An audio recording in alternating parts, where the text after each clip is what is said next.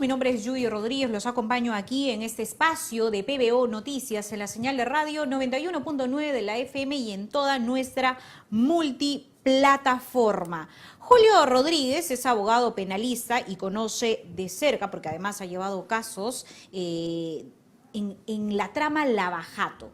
Hay novedades porque recientemente se ha conocido que el Poder Judicial ha dejado al voto un pedido de la defensa legal de Keiko Fujimori para regresar a la etapa de investigación preparatoria en el proceso que se le sigue por el denominado caso Cócteles, ¿no es cierto?, de los aportes de campaña durante su participación, candidatura a la presidencia en el año 2011. Pero nosotros no sabemos en qué va el caso de corrupción más escandaloso de los últimos años y es terrible que en medio de una campaña tengamos estas dudas, incertidumbres sobre los procesos judiciales a expresidentes. No tenemos información clara sobre la situación legal de Toledo, de PPK, de Ollanta Humala, de Martín Vizcarra, de gobernadores regionales y de la propia Keiko Fujimori. Bienvenido a PBO, doctor Rodríguez.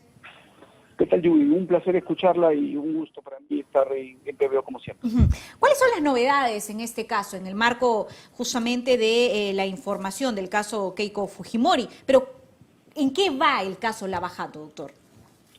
Bueno, lamentablemente el caso Lavajato tiene una serie de falencias que en algún momento con usted, Judy, con el mismo Philip, hemos conversado no hace un mes, no hace dos, los hemos conversado hace un par de años. Es decir, todas esas falencias se están evidenciando de manera muchísimo más clara a partir del paso del tiempo, porque lo que uno ve y percibe son casos que siguen dando vueltas sin ningún tipo de proceso que se haya abierto formalmente, no hay ninguno que esté en juzgamiento, todos están en fase de investigación y la última novedad en el caso de Keiko fue que el fiscal, vulnerando las reglas del debido proceso, incumpliendo la orden que le había dado el juez de celebrar determinadas diligencias, dio por concluida la etapa de investigación.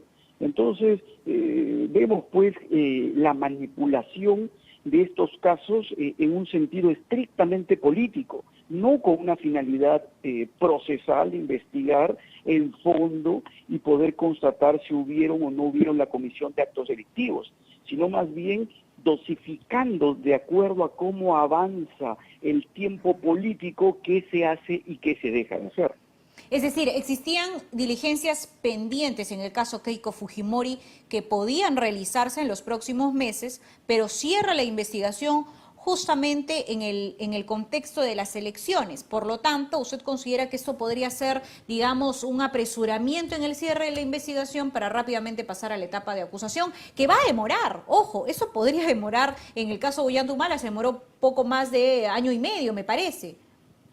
Y claro, evidentemente es una maniobra política para mí, porque a pesar de que el juez ordena diligencias, a pesar de que esto es ordenado producto de una audiencia de tutela de derechos. ¿Qué significa eso para que entienda toda la audiencia que abundantemente tiene el PBO?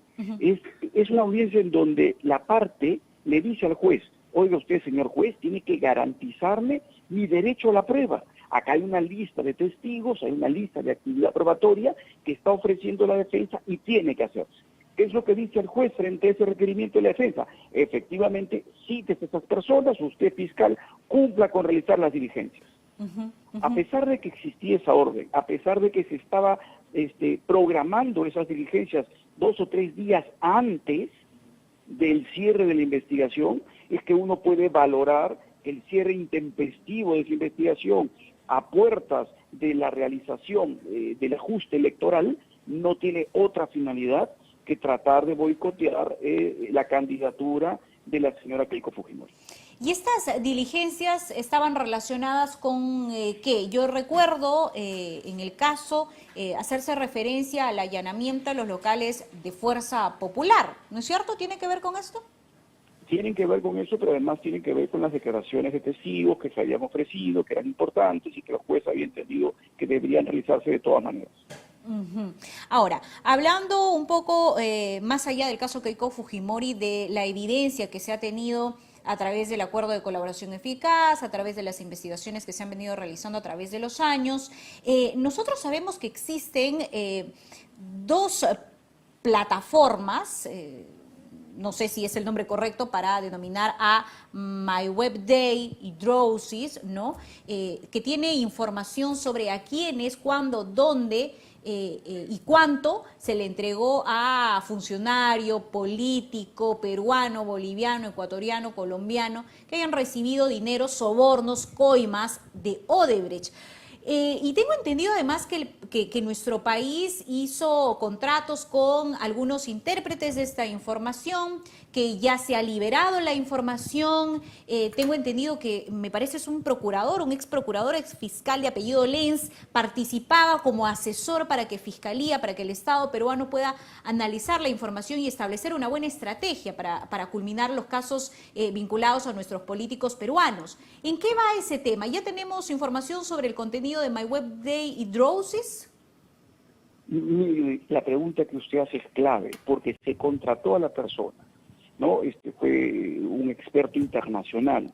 Se cuestionó muchísimo los honorarios tan elevados que se le pagaron, pero bueno, la especialidad a veces tiene que asumir un costo enorme, y esto fue lo que hizo el Estado peruano. Sin embargo, Ex fiscal suizo, sí, me permito interrumpirlo, el ex fiscal suizo Stefan Lenz. correcto. A pesar de eso, bueno, el expertise, las condiciones personales, no permitieron evidentemente generar dudas respecto a su capacidad, pero sin embargo, esa información ya ha sido entregada y el Ministerio Público pues la tiene, entre comillas, en reserva. No se sabe bien qué es lo que va a hacer con esa información, no se ha revelado el contenido íntegro de esa información, porque lo que se rumorea fuertemente es la existencia de muchísimas sorpresas respecto a personas que estaban en ese listado y que habrían recibido una serie de entregas de dinero, de depósitos y transferencias que tendrían que explicar, ¿no? En un caso, pues, que algún particular lo haya recibido, porque hay que ser también bien claros y honestos, no todo lo que figuraba en esa famosa tercera caja era pago de coimas, también se utilizó para el pago de algunos servicios a particulares. Entonces, lo que sí llama la atención es que en esas cuentas figuren funcionarios públicos, porque definitivamente no tendrían por qué estar allí, de manera directa o indirecta, es decir, a través de terceras personas o a través de empresas no domiciliadas, lo que comúnmente se conoce como offshores. De acuerdo. Ahora, ¿en qué van los otros casos? Sabemos que Pedro Pablo Kuczynski afronta un arresto domiciliario. No tenemos conocimiento, al menos de manera mediática, sobre el avance en la investigación. El caso Susana Villarán ha tenido algunas novedades respecto a declaraciones. Se han incluido en investigación algunas figuras cercanas a ella, el señor Rey. Estamos hablando también del estudio, me parece, Chirinos, ¿no es cierto? Y demás novedades sobre las propiedades que estarían vinculadas a Susana Villarán. Pero ¿cuál es el estado de la investigación de Susana Villarán, de Pedro Pablo Kuczynski, de Toledo, de Humala? Es increíble que Ollanta Humala haya pasado 9 meses en prisión preventiva junto a su esposa y que casi 3 años, 4 años después no haya una sentencia, al menos en ese caso. Bueno, mire, vayamos en orden porque es importante lo que usted dice, y al final de todo, hágame recordar para cerrar con una idea que tengo de por qué estos casos no están progresando. De acuerdo. En primer lugar, el tema de Susana Villarán es absolutamente sorprendente. Estamos ante una persona que ya ha reconocido haber realizado actos de corrupción. Evidentemente las pruebas también lo revelaban sin ninguna duda, y a pesar de ello, pues no hay una acusación, ¿no? A pesar de ello, en un caso tan sólido, tan claro, con tantas pruebas, ahí es donde el Ministerio Público debería apresurarse para acusar y no tratar de forzar un caso respecto del cual todavía había actividad probatoria abundante que realizar. Ahí uno comienza a darse cuenta cómo es que esto se utiliza y se manipula políticamente. Como Susana Villarán está fuera del escenario político, pues no interesa mucho apresurar su caso, a pesar de que las pruebas son contundentes. Y como lo hemos conversado varias veces, el caso Susana Villarán, el caso Toledo, el caso Kuczynski, son casos en donde no hay duda de los actos de corrupción, porque todas estas personas recibieron dinero siendo funcionarios públicos en ejercicio. Entonces, respecto a ellos, la comisión de los ilícitos es mucho más palpable que respecto de los que no han sido funcionarios públicos y que fueron candidatos y que recibieron aportes, entre comillas, a efectos de poder en alguna medida a futuro condicionar sus decisiones favorablemente hacia las empresas corruptas brasileñas. Entonces, eso es lo sorprendente. El caso Toledo es inaudito. El caso Toledo, como lo conversamos hace más o menos un mes con usted y con Philip, resultaba contradictorio como una persona, vulnerando las reglas que se le habían otorgado de flexibilidad en los Estados Unidos para que no esté en un penal, tomando en consideración el COVID, la edad, etcétera, sigue incumpliendo las reglas, y esto generaría sin ninguna duda la posibilidad en el corto plazo de que el Estado peruano apresure a través de sus abogados locales a que se agilice el procedimiento de extradición. Sin embargo, vuelvo a repetir, allí hay un escollo que voy a comentar, porque es un escollo que tienen todos los casos de naturaleza internacional que afectan el día de hoy la labor de investigación de los fiscales, de aquellos fiscales que sí están persiguiendo los actos delictivos y que sí entienden que hay solidez en sus imputaciones. El tema Kuczynski es otro caso que evidentemente no se entiende por qué no progresa. Estamos hablando de un caso en donde, entre comillas, ¿no?, hay una organización criminal entre Kuczynski, su chofer y su secretaria, ¿no?, poderosísima y peligrosísima organización criminal de esas tres personas. Sin embargo, a pesar de que solamente son esas tres personas, es un caso que tampoco progresa. No hay información alguna de que ese caso avance, y nuevamente es un caso respecto del cual existen evidencias más o menos claras de la comisión de actos que encuadrarían en el delito imputado. Y la actividad probatoria de un caso de esa naturaleza pues tampoco es tan compleja. No estamos hablando de un número pues realmente significativo de personas que permita que en esas circunstancias pues haya una dilación tan extrema, ¿no? Y el caso Humala es otro de los casos sorprendentes, pero que conforme lo conversamos en su momento, y no ahora, sino hace 3 años, ¿no?, donde yo anticipé lo que viene sucediendo hoy. Acá estamos ante fiscales que lo que han tenido históricamente, de manera lamentable, es un afán de protagonismo, ¿no? El salir en la portada, el salir en la foto, la obsesión por las cámaras y por los flashes, porque esto era evidente cuando se materializaban las audiencias de prisión preventiva. Sin embargo, ¿no?, al día de hoy, ¿no?, a pesar de las audiencias de prisión preventivas llevadas, entre comillas, favorablemente a los fiscales, no tenemos ningún caso que esté de esos casos con condena definitiva. Y eso es triste, porque ya vamos aproximándonos al 5º año, y en el Perú no tenemos una sola condena del famoso equipo especial Lavallato, cuando en Brasil, ¿no?, al 3er año ya existía un centenar de condenas y ya había un pago enorme de reparaciones civiles, y que evidentemente eso lo que puede hacernos ver es que el sistema de justicia, cuando se le utiliza correctamente, no con finalidades políticas, se consiguen los resultados esperados, que sancionar a quienes han cometido delito. En esos casos se ha evidenciado claramente el afán que ha tenido la Fiscalía por condecorarse con prisiones preventivas, y una vez que las obtienen, descuidan los casos, y los casos comienzan a progresar en el tiempo muy lentamente, y las personas acaban siendo excarceladas porque se cumplió en demasía la orden de prisión que se ordenó en su momento. Ahora, hay un forzamiento para poder acomodar los casos al tipo penal de la organización criminal, porque no sé si lo dijo de manera sarcástica cuando señala que es una peligrosísima organización criminal los presuntos delitos cometidos por PPK, pero cuando vimos en audiencia al chofer y a la secretaria y la decisión luego de la sala, ¿se refiere usted de manera sarcástica a la organización criminal? ¿Qué opina de este tipo penal aplicado en los últimos años por el equipo? Obviamente, Judy, usted que es una acuciosa y abnegada estudiante de Derecho el día de hoy, sabe pues que la organización criminal es parte de lo que en dogmática penal se llama el derecho penal del enemigo, ¿no? Es decir, tenemos un derecho penal para el ciudadano, para aquel que comete los delitos clásicos, ¿no?, que puede ser pues un hurto, el que puede cometer eventualmente una agresión sexual, el que puede cometer alguna estafa. Esos son los delitos tradicionales, los de siempre. Entonces, para eso le aplicamos el derecho penal del ciudadano. Es una persona que eventualmente cometió un delito y el derecho penal lo castiga. Pero distinto es cuando se trata de una organización criminal, porque ahí aplicamos lo que se conoce como el derecho penal del enemigo, porque el que configura una organización criminal para cometer indeterminada cantidad de delitos, además evidentemente delitos graves que generan zozobra a la colectividad, pues merece un grado de reproche mayor. Para eso se creó este tipo de figuras. No se creó para perseguir a un señor como Kuczynski, a su secretario y a su chofer, porque eso evidentemente es el forzamiento de la figura de la organización criminal. ¿Para qué lo hacen? Para tener mucho mayor plazo de investigación y evidentemente para tener mucho mayor plazo de prisión preventiva. En algunos casos, y creo yo en muchos, se está forzando la idea de una organización criminal cuando detrás pues no tenemos los requisitos que el Código Penal establece, que la jurisprudencia ha ido delimitando y evidentemente que la doctrina también dice que esto hay que usarlo con carácter excepcional.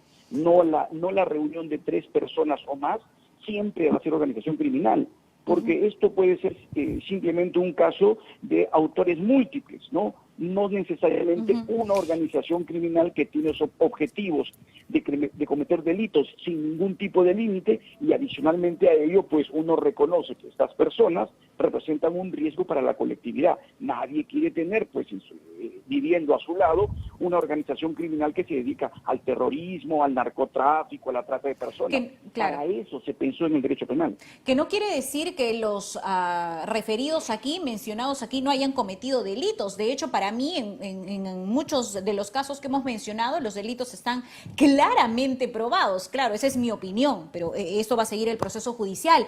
Pero estamos hablando de los casos conocidos. También hay fiscales en salas ya no, digamos, superiores como esta, en fiscalías, perdón, superiores como esta, sino que en los casos no tan conocidos en el interior de nuestro país, aquí en nuestra capital, y he conocido de cerca al inicio de la pandemia, porque he estado muy cerca de los centros penitenciarios y revisando casos, se les ha imputado pues delitos a personas que en una organización criminal, a personas que a todas luces no cumplían con las características para pertenecer a una organización criminal, que no habían a lo mejor y cometido los delitos que se le imputaban y eran acusados, eran investigados por el delito de organización criminal y estaban en prisión preventiva en plena pandemia. Finalmente la sala de apelaciones les daba la razón y los señores habían pasado 4 meses en prisión preventiva arriesgando su vida dentro del penal, y la sala de apelaciones desbarataba la decisión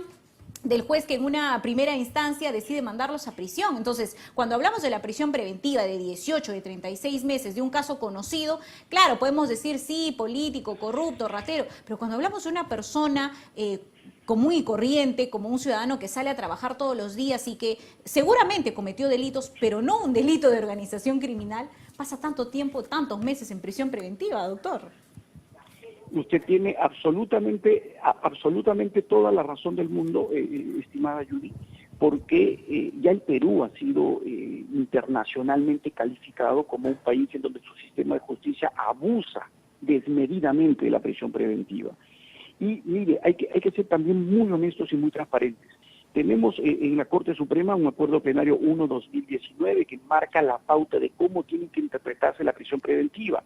La semana pasada, recientemente, el doctor César San Martín Castro, en su vocación permanentemente de ser muy garantista y respetuoso de los estándares internacionales de cautela de la libertad, ha sacado otra ejecutoria, ¿no? Una nueva casación, la 50-2020 de este año, de 3 de mayo, si no me equivoco, en donde vuelve a reafirmar todas aquellas restricciones que tienen que tomarse en cuenta para la prisión preventiva. Lamentablemente, y hay que ser muy enfáticos, el esfuerzo que hacen vocales como San Martín, acuerdos plenarios que han reunido a toda la Corte Suprema, a nivel inferior no le obedecen.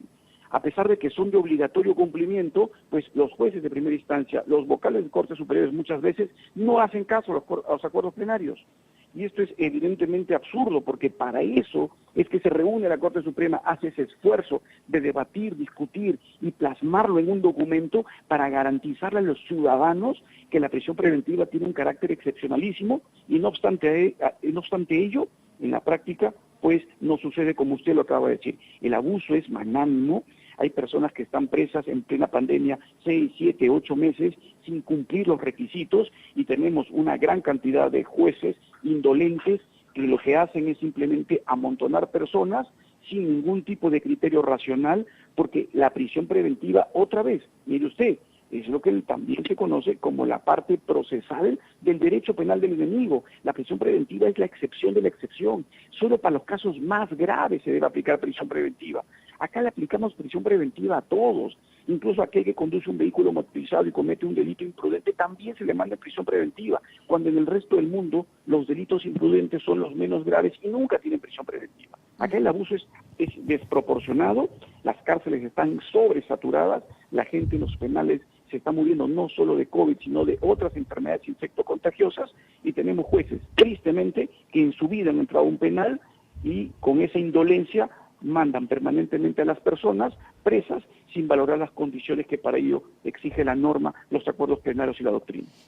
O en el caso Martín Vizcarra, donde no he escuchado en ninguna de las investigaciones que se lo señale como miembro de una organización criminal, pese a que fiscales de menor rango han hablado de una pirámide de poder donde Martín Vizcarra ordenaba y ejercía su posición de poder sobre sus subordinados, sobre sus secretarias, asistentes o hasta ministros, ¿no es cierto? En el caso de Richard Swing me parece claramente demostrado, evidenciado la actuación de una presunta organización criminal que por su cargo la fiscal Sánchez Porturas, me parece, no pudo establecer porque no tenía esa prerrogativa. ¿Qué opina usted sobre el caso Vizcarra?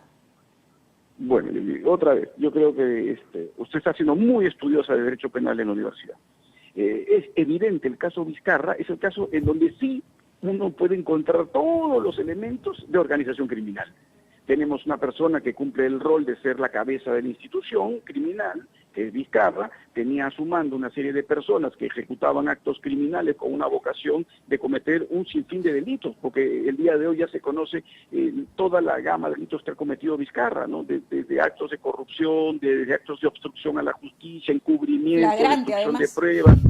No, el haber aparentemente actos de colusión desleal en la firma de los contratos para adquisición de vacunas, delitos de abuso de autoridad porque se vacunó primero, es decir, el cúmulo de delitos y la interacción de personas en esos casos es evidente. Ahí sí tenemos los elementos de una organización criminal, pero además, en el caso de él, palpablemente, como dice la Corte Suprema, cuando habla de los actos de perturbación, personas que destruyan elementos de prueba, que condicionen testigos. En el caso de Vizcarra eso es ineludiblemente claro. Los audios han dado por cierto que él perturbaba la actividad de recolección de información que se estaba realizando en el CPU de Palacio de Justicia, condicionado la declaración de las personas que trabajaban para él para que no digan lo que había sucedido. Es decir, allí sí tenemos todos los elementos de una prisión preventiva, todos los elementos de una organización criminal, pero los fiscales miran a un costado y no aplican esas instituciones que se las aplican a otros que ni siquiera tienen un solo elemento que la norma requiere para ello. ¿Qué hacemos para mejorar nuestro sistema de justicia? No hablemos solamente de reformas para el público, para el aplauso del público, porque de hecho Vizcarra emprendió una reforma judicial. ¿Qué hacemos? ¿Cómo tratamos de mejorar el desempeño de nuestra fiscalía y de nuestro sistema judicial, doctor? Muy bien, Judith. Esa pregunta es la más importante. Evidentemente, esto merecería una conversación extremadamente larga, pero yo le puedo dar algunos detalles, porque lo primero que tenemos que meternos en la cabeza es qué sistema de justicia queremos, cómo queremos ser. Eso es lo primero que tenemos que tener claro. ¿Cuál es nuestro target? ¿Cuál es nuestro objetivo? ¿Dónde nos dirigimos? ¿Quiero un sistema de justicia como el que tiene Estados Unidos, como el que tiene en Alemania, como el que tiene Suiza? ¿O quiero un sistema de justicia pues como el que tiene algún país, ¿no es cierto?, subsahariano? O sea, quiero un sistema de justicia africano. Bueno, si yo tengo claro que quiero un sistema de justicia del primer mundo, después tengo que comenzar a generar institucionalidad y a escoger a mis magistrados de lo mejor de las universidades. Y yo soy profesor en la universidad desde hace, ¿no es cierto?, más de 20 años. Y yo puedo decirle a usted tristemente que cuando yo tengo mis alumnos de primeros ciclos de universidad y les pregunto quién quiere ser juez o fiscal, ninguno levanta la mano. Lamentablemente ninguno, ¿no? A veces me ha levantado uno que otro. Y es porque no se ha generado una suerte de reputación por el ser fiscal o juez, ¿no? Al contrario, muchas veces algunos los consideran un demérito. Y esto definitivamente no es lo que uno puede querer para la base de formación de un sistema de justicia que aspira a ser del primer mundo. Entonces yo tengo que escoger lo mejor en primer lugar, pero una vez que escojo lo mejor tengo que darle todas las garantías. Y la primera garantía que tengo que darles es la seguridad que tienen en el cargo. La existencia de la ratificación, que no la tiene España, que no la tiene Alemania, que no la tiene Estados Unidos, es una espada de Damocles permanente. ¿Por qué? Porque ese juez no va a tener independencia, porque sabe que cada 4 años, 5 años, o cuando se le ocurre nuevamente a esta Junta Nacional de Justicia, lo va a tener que evaluar, a ver qué está haciendo. Y eso es un condicionamiento a su función. En otros países el nombramiento de un juez es rigurosísimo, la valla es extremadamente alta. ¿Pero por qué? Porque mientras más alta, es porque esta persona tiene que tener la idoneidad necesaria y cuando asuma el cargo no lo voy a poder sacar salvo en conductas funcionales expresamente establecidas y graves. Y no generar una ratificación que lo que acaba haciendo es un condicionamiento político de estas personas. Uh-huh. Bueno, muchísimas gracias, doctor Julio Rodríguez. Lo he mencionado al inicio de la entrevista. Él además patrocina varios casos en el marco del caso Lavajato, pero eso no le quita el derecho de poder opinar con sus conocimientos, por supuesto, sobre el derecho penal. Muchísimas gracias, doctor. Gracias, Judy. Y me olvidé un tema, Judy. No sé si puedo por supuesto, no hay problema.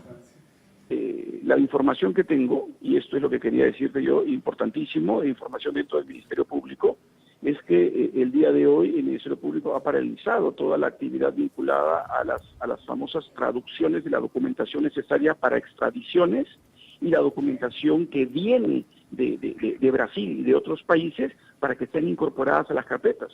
No sé por qué razón el Ministerio Público el día de hoy ha dicho ya no va a contratar más a las empresas traductoras y evidentemente esto está generando, ¿no?, un cuello de botella porque a la larga todas esas investigaciones, por ejemplo, la extradición de Toledo, que requiere traducción, etcétera, los documentos que se tienen que traer de Suiza, los documentos que se tienen que traer de Andorra, los documentos que tienen que traerse de Brasil, van a quedar parados.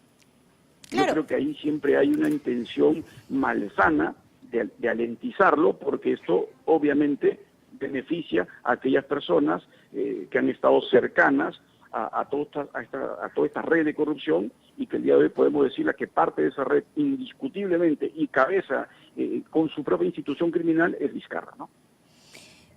A ver, sí, yo le consulté sobre el tema. ¿Usted cree entonces que esto tiene un interés subalterno de ocultar la información? Evidentemente, de ocultarle que no llegue. Que no se conozcan nombres. Así es. Más codinombres, me parece que es. Que no se conozcan cuánto han recibido, la cantidad de dinero que han recibido todas estas mafias. Eso es lo que nos interesa. Uh-huh. De acuerdo. Yo creo que si usted tiene más información, por supuesto, la señal de radio está dispuesta a escucharlo.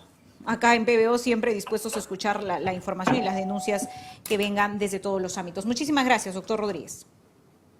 De prensa seria que ha escuchado a todas las partes y ha recibido información de todos lados y no se ha sesgado como lo han hecho lamentablemente otros medios. Muy bien. A esta hora de la mañana, es 11 de la mañana, 17 minutos, nos vamos a ir a una pausa, regresamos con más información, nos vamos a trasladar al interior del país, pero antes recuerde que si va a viajar al interior del país es importante que pase por una prueba de descarte COVID-19, pero además En Médicis ahora puedes averiguar tu inmunidad post-vacuna con la nueva prueba de anticuerpos neutralizantes. Programa tu prueba a domicilio por WhatsApp las 24 horas, 7 días a la semana o visítanos cuando quieras sin previa cita. Tenemos pruebas moleculares a solo 200 soles y pruebas de antígenos a 100 soles. Reserva tu prueba hoy por WhatsApp al 945-517-259. Recuerda que el Centro Médico Médicis está autorizado por el Instituto Nacional de Salud como laboratorio molecular. Arranca tu día con el magazine más dinámico del Perú. Noticias, entrevistas, efemérides, política, espectáculos y todos los deportes, las eliminatorias al Mundial, la Liga 1 y la Champions. De lunes a sábado de 6 a 10 de la mañana por Willax Televisión y por TVO Radio 91.9 FM, la radio con fe. Los astros te serán propicios en TVO. Por Facebook, Twitter y YouTube. Suscríbete y activa las notificaciones. A veces es difícil elegir qué mascota tener. Gato. Perro. Gato. Pero para elegir tu lote, Facilote. Obvio. porque comprar tu lote es facilote. Elige cómo. Ingresa a terreno.pe o llámanos al 616-9009. Centenario.